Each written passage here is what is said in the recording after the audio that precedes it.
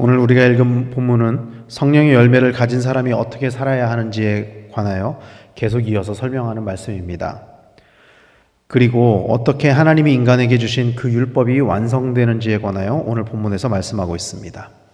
오늘 본문은 이렇게 시작을 합니다. 1절 말씀에 형제들아 사람이 만일 무슨 범죄한 일이 드러나거든 신령한 너희는 온유한 심령으로 그러한 자를 바로잡고 너 자신을 살펴보아 너도 시험을 받을까 두려워하라 이렇게 말씀하고 있습니다.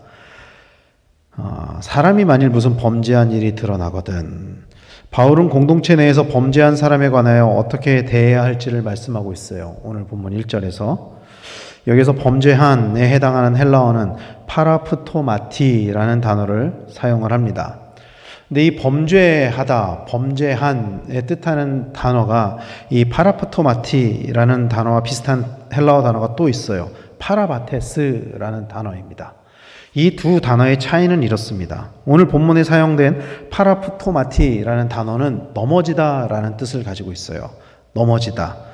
오늘 본문에서 이 단어는 그래서 어떤 뜻으로 해석이 되냐면요. 고의적이고 계획적인 범죄가 아니라 유혹에 의해서 부지중에 일어난 일종의 그런 실수, 허물 이런 것을 가리키는 단어입니다. 이 범죄하다는 뜻은. 반면에 파라바테스라는 그 다른 단어는 적극적으로 범죄한 사람을 가리키는 거예요. 그러니까 오늘 본문에서 바울은 적극적으로 범죄를 일으킨 사람이 아니라 육신의 약함으로 인해서 넘어지거나 실수로 범죄한 사람을 가리켜서 말씀하고 있는 것입니다. 그랬기 때문에 바울은 1절 마지막에 뭐라고 말씀하고 있냐면은 너도 시험을 받을까 두려워하라. 그러니까 다른 사람이 시험에 대해서 넘어진 사람에 대해서 그 사람을 바로잡아주고 용납해줘야 되는데 반면에 똑같이 너도 시험을 받을까 두려워해라. 그렇게 말씀하고 있는 거죠. 동일선상에서. 모든 사람은 다 죄를 지으면서 살아갑니다. 단 한 사람도 죄를 짓지 않는 사람은 없죠. 왜냐하면 완벽한 사람은 없기 때문입니다. 오직 예수님만이 완벽하신 분이고 죄가 없으신 분이시죠. 그러나 사람들은 자기의 죄에 관해서는 다 죄를 지으면서 살아가는데 자기의 죄를 어떻게 대하냐면 합리화합니다. 그리고 본인의 죄에 대해서는 굉장히 관대해요. 반면에 타인의 죄에 대해서는 대체로 엄격하게 바라보죠. 그래서 예수님께서도 이렇게 말씀하셨습니다. 누가복음 6장 42절에 너는 네 눈 속에 있는 들보를 보지 못하면서 어찌하여 형제에게 말하기를 형제여 나로 내 눈 속에 있는 티를 빼게 하라 할 수 있느냐. 외식하는 자여 먼저 네 눈에서 들보를 빼라. 그 후에야 내가 밝히 보고 형제의 눈 속에 있는 티를 빼리라. 예수님께서도 이렇게 말씀하셨어요. 자신의 죄에 관해서 관대하고 타인의 죄에 관해서 엄격한 사람들을 향해서 네 눈에 들보를 먼저 빼라. 우리는 언제나 우리 자신이 죄를 지을 수 있는 부족한 존재이고 또 다른 사람도 마찬가지로 연약한 사람이라는 것을 인정해야 합니다. 그리고 그것을 기억해야 합니다. 그리고 그렇게 우리의 연약함을 인정할 때 다른 사람의 잘못 또한 온유한 심령으로 받아들일 수 있는 것입니다. 그래서 오늘 본문 1절에서 그런 범죄한 사람들에 관하여 온유한 심령으로 그러한 자를 바로잡고 너 자신을 살펴봐라. 그렇게 말씀하고 있는 것이죠. 이런 이유로. 누구든지 다 죄를 지을 수 있고 누구든지 다 범죄할 수 있습니다. 그것이 의도적이고 나쁜 마음에서 시작된 것이 아니라면 그것을 공동체 안에서 바로잡아주고 나 또한 그런 죄를 지을 수 있다는 것을 인정해야 한다라고 오늘 본문 1절은 말씀하고 있는 것입니다. 그리고 그런 관계 속에서 지체들 간에 서로 짐을 져야 한다라고 말씀하는 것이죠. 오늘 본문 2절은 이렇게 말씀합니다. 너희가 짐을 서로 지라. 그리하여 그리스도의 법을 성취하라. 이 말씀은 먼저 뭐를 하고 그리고 이후에 이렇게 이 문장의 구조가 되어 있죠. 먼저 우리가 서로 짐을 져야 한다라고 말씀하고 있습니다. 이 말씀은 갈라디아서 5장 13절 말씀의 다른 표현으로도 볼 수 있어요. 갈라디아서 5장 13절 우리가 같이 봤던 말씀인데 이렇게 말씀하고 있습니다. 형제들아 너희가 자유를 위하여 부르심을 입었으나 그러나 그 자유로 육체의 기회를 삼지 말고 오직 사랑으로 서로 종노릇하라. 오직 사랑으로 서로 종노릇하라. 짐을 서로 진다는 것은 사랑으로 서로 종노릇하는 것과 같은 말씀입니다. 그것은 우리가 져야 하는 그 짐, 사랑으로 종노릇하는 것은 때로는 용서와 화해이기도 하고 때로는 구제와 나눔이기도 합니다. 그리고 그렇게 서로 짐을 나누어질 때 그리스도의 법이 성취된다라고 오늘 본문 2절은 말씀하고 있는 것이죠. 서로 짐을 지는 것이 어떻게 그리스도의 법의 성취로 연결이 될까요? 그러면은 서로 짐을 지는 것이 서로 사랑을 하는 것이라면 그것이 율법을 완성하는 것이기 때문입니다. 로마서 13장 10절은 이렇게 말씀하고 있습니다. 사랑은 이웃에게 악을 행하지 아니하나니 그러므로 사랑은 율법의 완성이니라. 사랑은 율법의 완성이라고 선언하고 있습니다. 사랑하는 성도 여러분, 율법의 가치는요, 사랑입니다. 몇 번 말씀드렸지만 율법은 하나님께서 이스라엘 백성들에게 왜 주셨냐? 이스라엘 백성들을 처벌하기 위해서 주신 게 아니에요, 율법은. 하나님이 이스라엘 백성들에게 율법을 주신 이유는 그들을 하나님의 백성으로 삼기 위해서 주신 것입니다. 그러므로 율법에는 하나님의 사랑이 담겨져 있습니다. 그래서 율법의 가치인 그 사랑이 이루어질 때 비로소 율법이 완성되는 것입니다. 율법이 완성되는 것은 율법으로 인해서 그 사람을 정죄할 때 완성되는 것이 아니에요. 네가 안식일을 어겼어? 넌 잘못했어. 그럴 때 율법이 완성되는 것이 아니라 그 율법의 가치인 그 사랑으로, 그 사랑이 우리 안에 이루어질 때 율법이 완성되는 것입니다.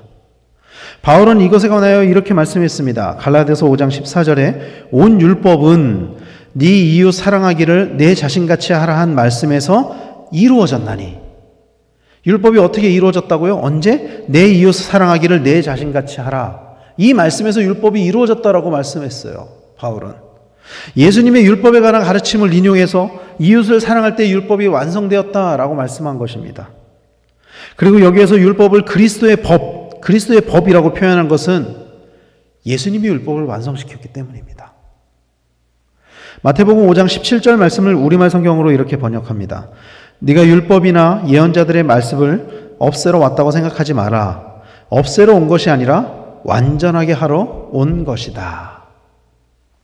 예수님께서는요, 율법을 폐하러 오신 것이 아니라 이루러 오셨다고 말씀하셨습니다. 그리고 십자가에 못 박혀 죽으시고 부활하심으로 율법을 완성시키셨어요. 여러분, 예수님께서 십자가에 못 박혀 죽으신 것이 우리를 향한 사랑의 완성 아닙니까? 그보다 더한 사랑이 어디 있습니까? 그보다 더 완벽한 사랑이 어디 있습니까? 결국 율법은 사랑으로 완성되는 거예요. 정죄로 완성되는 것이 아니라 사랑으로 완성되는 것입니다. 예수님께서 친히 우리에게 그 사랑을 보여주심으로, 우리를 향해서 그 사랑을 베푸심으로 율법이 완성되었다. 예수님이 그것을 위해서 우리에게 오셨다라고 말씀하신 것입니다. 사랑하는 성도 여러분, 율법은 사랑으로 완성되는 것입니다. 그리고 그 사랑이 우리로 하여금 하나님을 알게 하는 것입니다.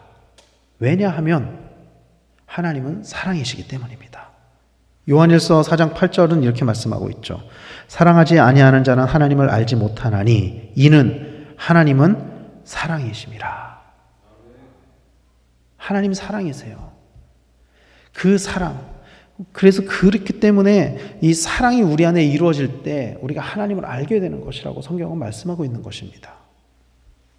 사랑하는 성도 여러분, 우리는 모두 연약한 존재입니다. 한 사람도 빠짐없이 다 연약한 존재이죠. 그래서 사실 완전한 사랑을 할 수 없어요. 우리는 연약하기 때문에. 그러나 그럼에도 성경은 우리로 하여금 우리 이웃을 사랑하라고 권면하고 있습니다. 그럼에도 불구하고 그것이 오늘 우리에게 주어진 십자가이고 그것이 우리가 서로 져야 할 우리의 짐입니다. 그래서 오늘 본문 마지막 절은 이렇게 말씀하는 것이죠. 5절 말씀에 각각 자기의 짐을 질 것이라. 각각 자기의 짐을 질 것이라.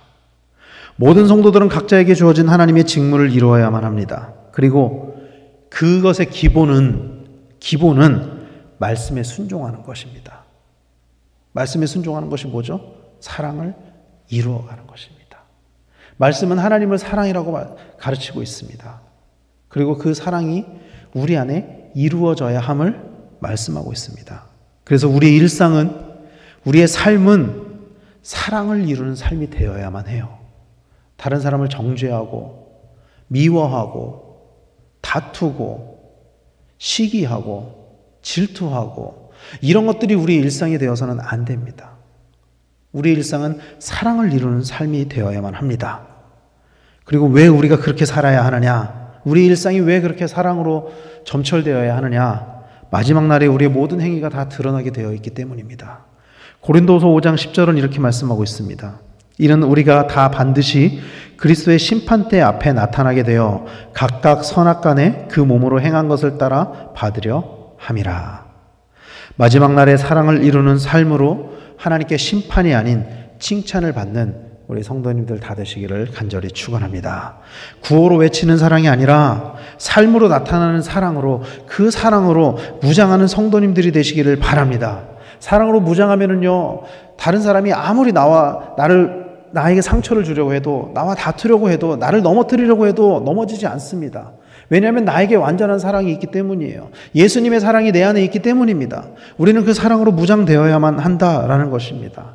그래서 우리 서로의 연약함을 들춰내고 상처를 주는 것이 아니라 서로 용납하고 용서하며 사랑으로 서로를 품어주는 우리 성도님들 다 되시길 바랍니다.